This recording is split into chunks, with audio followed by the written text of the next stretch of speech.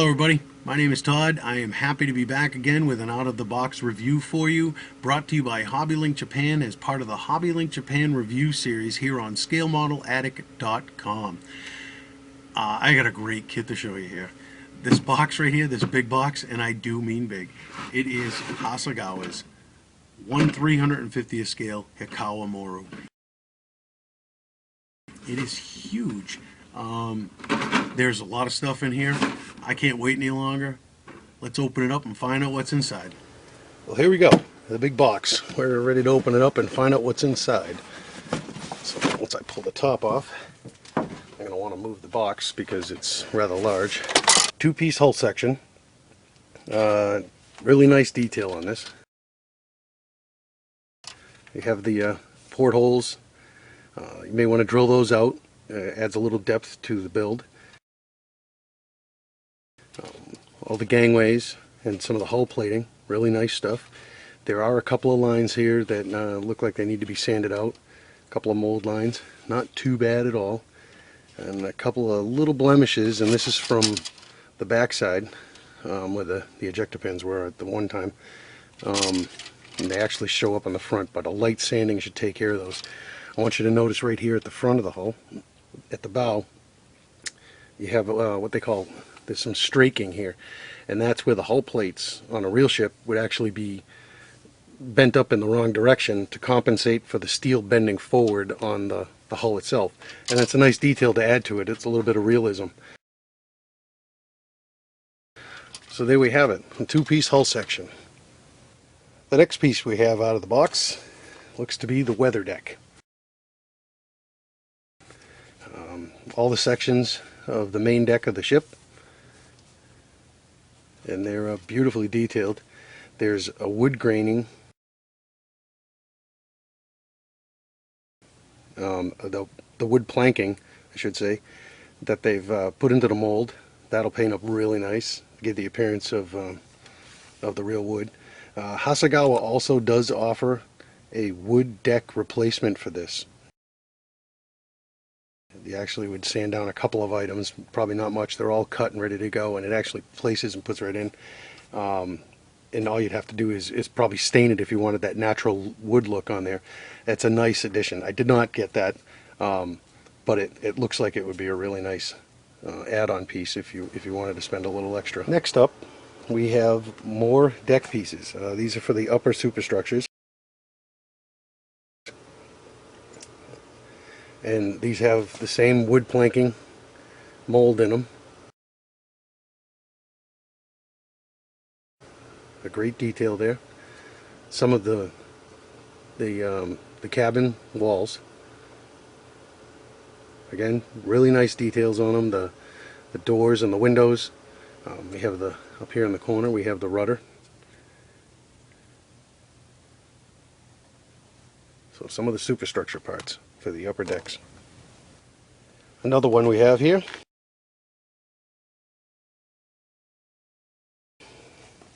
is this would be the very top, the roof section. There is decking on there.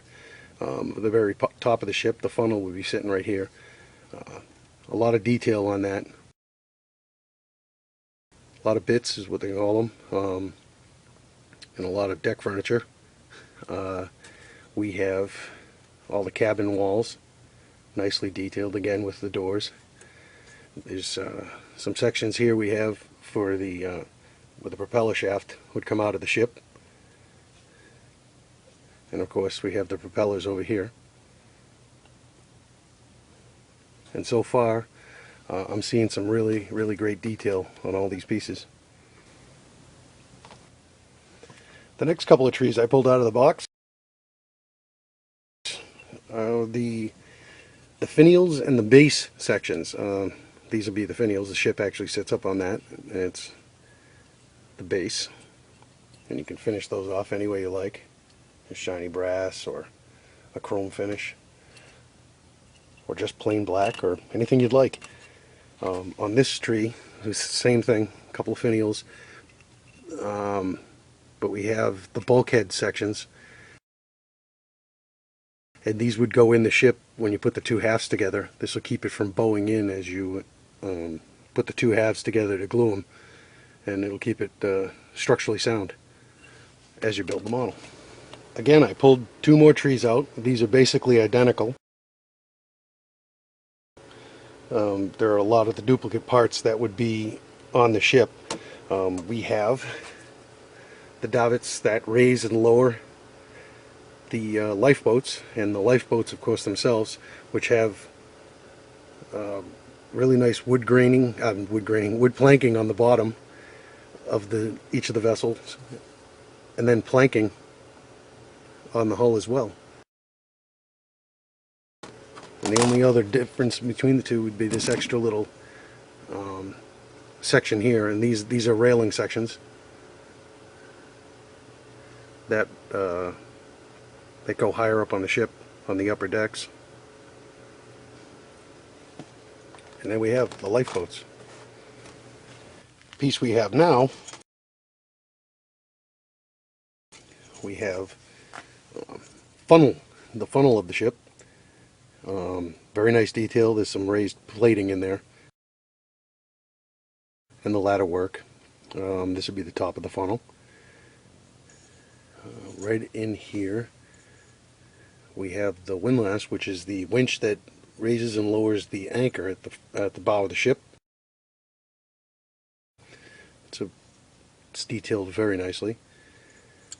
We have these sections here are sections to the boom of the crane, and there's some ladders molded into the side of them here, which is really fine. It's a fine detail. And then we have the foremast and the aft mast. Next up, we have a couple more duplicates again. There's two trees, same. And I will pull one out of the way, and I'll show you this one. And we have more sections for the boom. All of them. There's a lot of cranes on this ship. We have, covering the light a little, we have winches. These winches are connected to the crane at the base there to raise and lower whatever they're lifting, and the boom itself. And then we have the stairway sections. And again, there's two sprues of these, so there's a lot of stairs, and the funnels for the intakes of all the air. And again, there's plenty of them with the two sets here. There's an awful lot on this ship. So here we have the front of all the different decks. From the bottom here would be the weather deck up to the top of the ship, and this would be the bridge right here in the front. It's a finely detailed piece. There's a couple of doors at the bottom here, watertight doors that are molded in. And then, of course, we have some riveting that is right across the top of the bridge there. Next up, we have the clear sections, the clear sprue. We have the windows for the bridge. We go in that piece that I just showed you. And then we have some searchlights and various other windows. Supplied in the kit, we have some chain. This is for the anchors. This runs across the bow of the ship, runs to that windlass winch that I had showed you, and that'll look really nice when it's weathered up on the build. Okay, that rolled up set of plans that we actually saw when we took off the lid of the box, it's actually a set of plans. 1/350th full scale, which is 1:1 to the model. This is the painting schedule for the ship. So when you're building it and you need to get to the painting point, you know everything where it's got to go and where the decals go, all the transfers. And this is a pretty special piece that comes with the kit. Usually it's black and white in a lot of kits, and Hasegawa really did a nice job with this, adding this to it. Now if we flip it over on the other side, it's again a 1:1 print, except this is the rigging for the ship. So if you if you choose to rig the ship, and you look close enough here, all these red lines are all the rigging lines that you'd be putting on. And you might even, if you really wanted to, you could rig some onto the cranes and whatnot. In the bottom of the box there, we have 2 booklets. Obviously, we'll start with this one, and this will be the directions. There's 25 pages, if you count the back, of really detailed instructions on putting the ship together. And after I took a quick look at everything, and it looks to be in perfect order. Again, Hasegawa did a nice job with the directions, and everything should go together rather nicely. The next book that's actually in here is more of a reference piece of material. We have, well, there's a lot of pages that are in Japanese, but if we move to the back of it, we have a lot of reference photos here. We have the inside of the actual ship, the ship leaving port,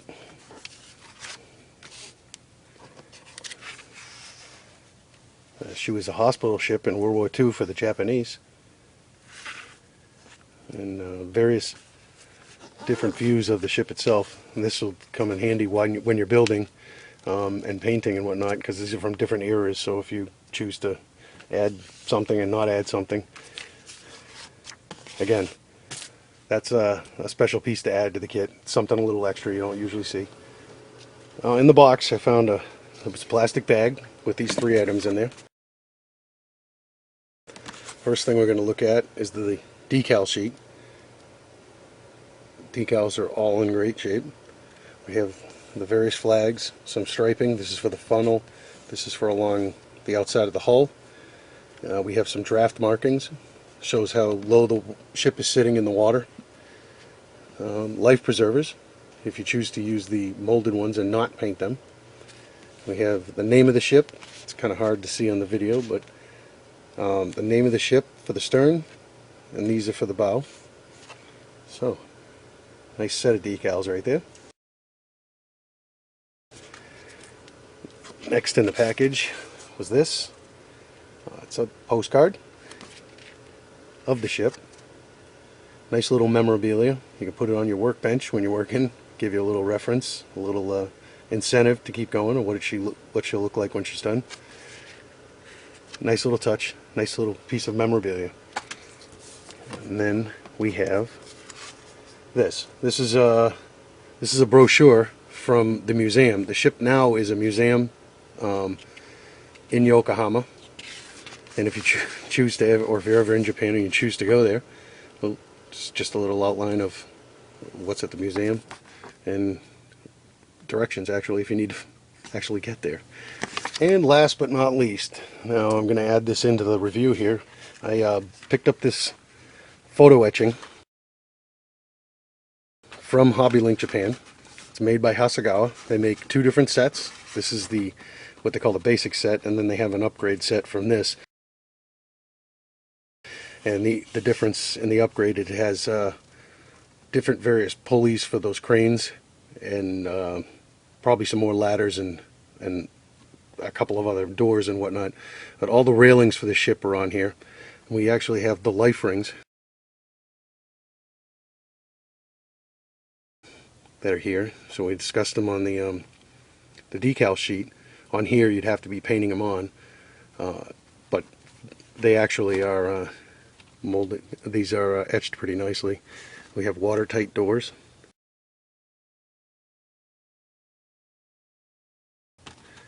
Various stairways and ladders.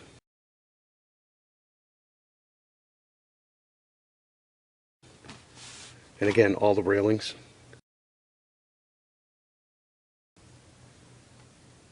For the different decks. So, and I chose to pick this up when I knew I was getting the kit, so that I could add that little bit of detail. The ships, I think when you're building a ship, you should use photo etching railings.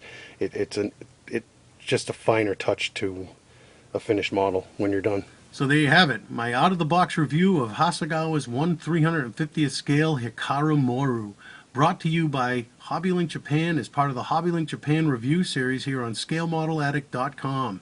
I want to thank you for joining me.